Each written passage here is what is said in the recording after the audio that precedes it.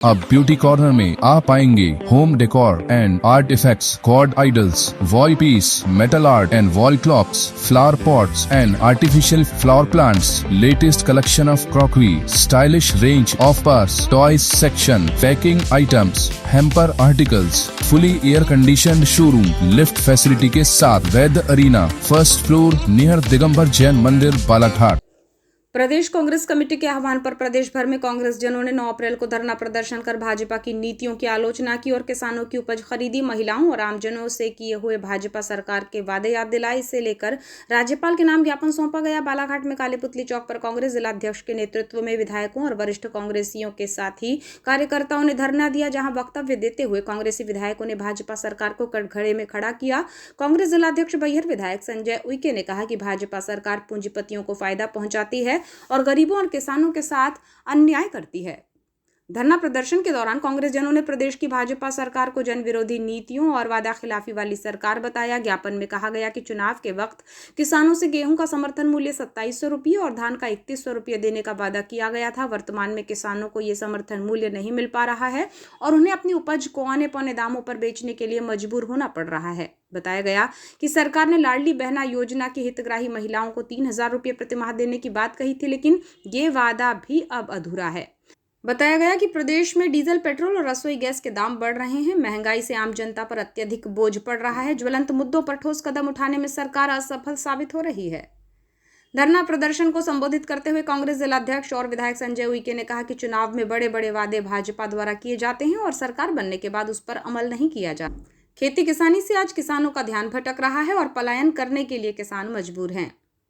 वादे किए जाते हैं और जैसे ही सरकार बन जाती है तो न तो रोजगार युवाओं को मिलता है और न किसानों को सही दाम मिलता है और न किसानों के साथ किए गए वादा पूरा करने का काम करती है। साथियों, भारत देश जहां 80% किसान रहा करते थे, आज ऐसा क्या कारण है कि खेती किसानी से किसानों का ध्यान भट रहा है। लोग खेती किसानी छोड़कर नौकरी चाकरी मजदूरी की ओर बढ़ रहे हैं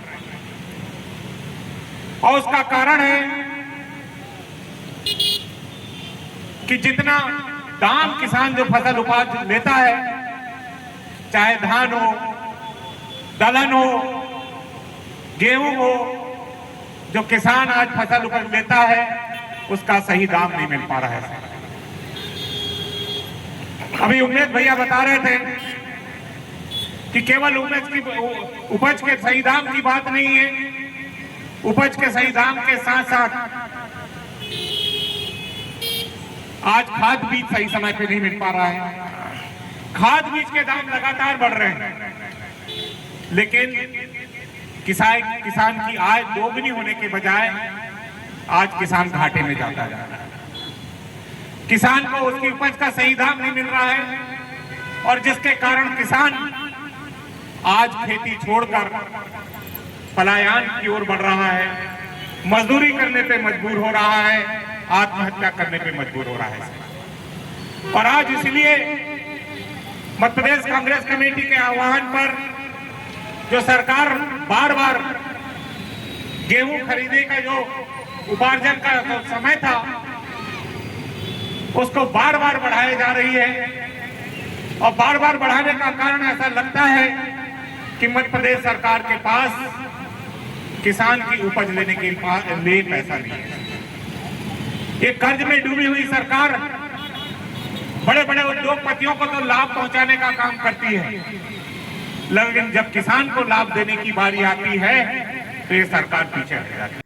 वारासिवनी विधायक विवेक विक्की पटेल ने भाषण में कहा कि हमारा जिला धान उत्पादक जिला है। पूर्व प्रधानमंत्री स्वर्गीय इंदिरा गांधी ने देश में कृषक संस्था और सोसाइटी बनाई थी, लेकिन अब भाजपा सरकार में ये सभी व्यवस्थाएं बिगड़ गई हैं। खाद बीज के लिए किसान परेशान है, नहरों की मरम्मत और सफाई भी नहीं हो रही है। विधायक पटेल ने कहा कि कृषकों से जुड़े सहकारी समितियों और जल उपभोक्ता संस्था के चुनाव भी नहीं हो रहे हैं। भगत जी ने कहा कि हमारे देश की आजादी के बाद इतना कमजोर और इतना डरपोक प्रधानमंत्री हमारे देश को नहीं मिला। हमारा देश समृद्ध देश है और हमारे देश की समृद्धता को गिरवी रख दिया है। जैसा अमेरिका का राष्ट्रपति बोलता है कि 1 महीने का आइला आप यहां से लेंगे, आप अपने सिंदूर खत्म कर दीजिए, पहली बार इतना नकारा प्रधानमंत्री मिला है। हर काम उसी कहने में करता है। अभी आप देखा कि पूरे विश्व में इजराइल और ईरान का युद्ध हुआ। युद्ध के एक दिन पहले हमारा प्रधानमंत्री इजराइल गया, क्या जरूरत थी जाने की?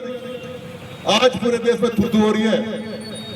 हमारा बरसों पुराना साथी रहा है ईरान, हमारा बरसों पुराना साथी रहा है रूस, विपरीत परिस्थिति हमारे साथ रहे। संकट के समय रुपया लेकर ईरान ने हमको आइन दिया है और उस रुपये को भारत के बैंकों में जमा किया है। उनसे बुराई लेकर ईरान की सेना आई थी भारत साझा अभ्यास करने, जब यहां से जा रही थी उन्हें अमेरिका की सेना मार दी। एक बयान नहीं आया हमारे प्रधानमंत्री का। इतना कमजोर प्रधानमंत्री भैया समाई भगत जी ने कहा कहीं ना कहीं एप्स्टीन फाइल में उनका नाम है, उसी दबाव में काम कर रहे हैं। आज चूंकि हमारा जिला धान का जिला है, हम धान उगाते हैं, धान बेचते हैं, बच्चों को पढ़ाते हैं, जीवन चलाते हैं। और आज क्या स्थिति है? इंदिरा गांधी ने बनाई थी संस्था सोसाइटी, साहूकारों से मुक्ति पाने के लिए। हर किसान सोसाइटी का शेयर होल्डर है, मालिक है। आज सोसाइटी की व्यवस्था बिगड़ गई, समय पे खाद नहीं आ रहा है, समय पे बीज नहीं आ रहा है, सोसाइटी के चुनाव नहीं हो रहे कई साल से, कृषि उपज मंडी के चुनाव नहीं हो रहे कई साल से, नहरों की सफाई, क्योंकि धान में पानी बहुत लगता है। आज इनकी सरकार में न नहरों की सफाई हो रही है, न नहरों की मरम्मत हो रही है, न नहरों की लाइनिंग हो रही है, न जल विभाग के चुनाव हो रहे हैं। किसान के बहुत बुरे हाल है भैया। मैं तो कहता हूँ किसी भी किसान को भारतीय जनता पार्टी को वोट नहीं देना चाहिए। बालाघाट विधायक अनुभव मुंजारे ने कहा कि हम यहां से सरकार को आवाज दे रहे हैं, सजग हो जाओ। किसानों का सम्मान और उनकी समस्या का निदान नहीं किया गया तो वही हाल होगा जो एक समय अंग्रेजों का हुआ है। अंग्रेजों की नीति थी फूट डालो और राज करो, वही कुछ भाजपा कर रही है। किसानों को गुमराह करने के लिए योजनाएं ला रही हैं। विधायक अनुभा ने कहा कि भाजपा के घोषणा पत्र में इन्होंने कहा था हमारी सरकार बनेगी तो वादा पूरा करेंगे। अब मुख्यमंत्री कहते हैं कि अनुकूल परिस्थिति रही तो वादा पूरा करेंगे। ये कैसी सरकार है?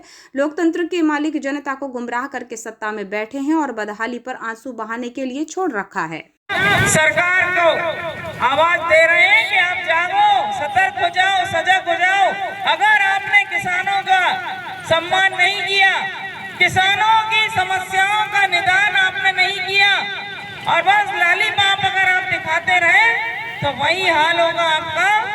एक समय जो हाल हुआ अंग्रेजों का, जो कहते थे कि हमारा सूरज कभी अस्त नहीं होगा, ये भारतीय मुट्ठी भर ये हमारा क्या बिगाड़ लेंगे, तो आपस में ही लड़ते रहते हैं। आपको पता है ना, वो चीज आज भी लागू है।